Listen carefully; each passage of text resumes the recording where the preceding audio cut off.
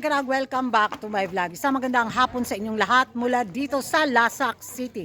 Na-late ako sa kaganapan ngayon dahil brown out sa Tibuok di Mataling mga karag-karag. Walang kuryente para mainayos sila yata wiring. Kaya ayun, lagapak na naman si Kuragan. At ito na nga mga latest na pinagchichismisan ngayon ng mga active na mga chismoso at mga chismosa nating kapitbahay na taga-Tacos na kung saan na-imbernal talaga sila kay Madam O. Bakit daw laging nakabuntot si Madam O kay Miss Universe 2023? Sa mga latest ganap ni Miss Universe nga sa mga bansang pinuntahan niya, center of attraction daw laging si Madam O na laging nakadikit kay Miss Universe. Ayaw daw nila makita yung presensya ni Madam O nakastabi si Miss Universe. Hala ka, oy, murag yun sila gipangkigwa galor. Padaplin ko kanay sakyan na naming agi mga karag-karag. Ayun. Balang araw makabili din ako ng ganyan in my dream. Laban Kuragan, ito yung Ferrari ko, di ba? Watak na yung atep. So yun na nga mga karag-karag, sabi pa ng mga ka-chismoso at mga chismosang taga-Tacos na papapil daw itong si Madam O. Bakit daw naging chaperon siya ni Miss Universe? Ano daw nangyari doon sa pinalit kay Mama Esther? Si Madam O na daw yung Esther 2.0. Sana daw wag daw laging dikit na dikit itong si Madam O kay Miss Universe. Masakit daw sa mata. Yun yung mga hanas at banat nila. Ewan ko mga karag-karag kung bakit na-imbernat sila kay Madam O. Hindi naman, alam naman siguro nila na parte ng organisasyon si Madam O. Of course, kung saan yung ganap ni Miss Universe, syempre i-check din nila yun. Lagi siyang parang proxy yata siya ngayon kay Haluda Universe, diba? Dahil nga may problema si Haluda Universe doon sa kaniyang mga negosyo sa Thailand. So, bilang din parte ng organisasyon, si Madam O din yung sumalo na maging kasama ni Miss Universe, diba?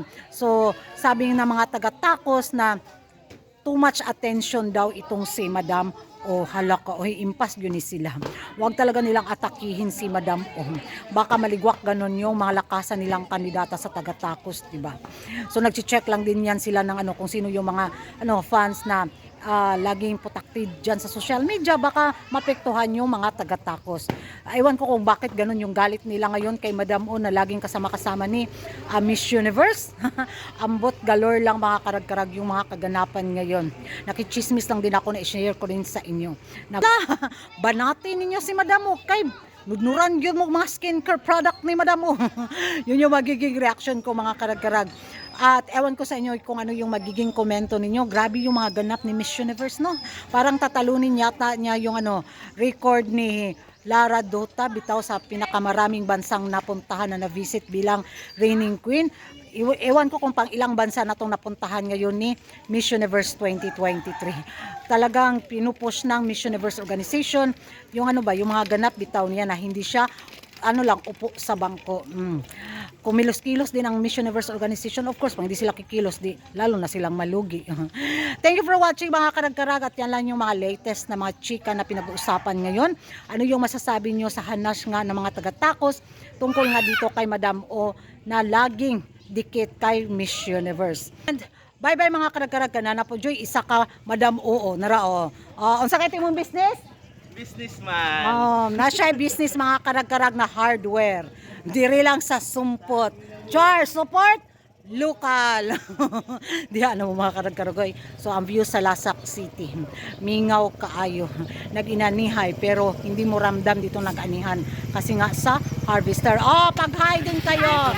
Hi. Hala si City Girl. Hala ni puti na jud ang estudyante sa siyudad sa Pagadian. Diba? Yan sa Ito yung kabats ni Kinoy mga karag-karag. Yan yung asawa niya.